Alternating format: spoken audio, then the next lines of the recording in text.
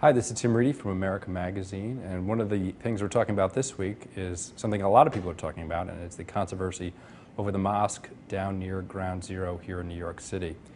Now, the controversy surrounds whether a cultural center with a prayer space should be located so close to what many consider sacred ground because of what happened on September 11th. Now, one of the issues that we comment upon this week is the misrepresentation of Islam that has been too prevalent in the media and in some of the commentary about this event.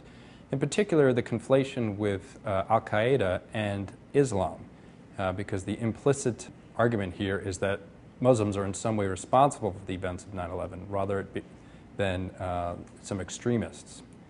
Now, there's a new book out from Harvard University Press that corrects some misconceptions about Islam, particularly the idea of Islam as a triumphalistic force in history. And now this is something, again, you've heard a lot of in recent days.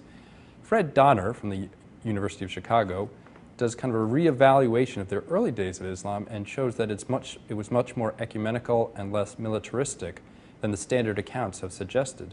For example, the early Muslims didn't really call themselves Muslims. Donner believes they should be more accurately referred to as believers, and that they focused more on belief in a monotheistic God, and because of that, their belief system was compatible with that of Christians and Jews, and in fact, Christians and Jews were part of their early movement.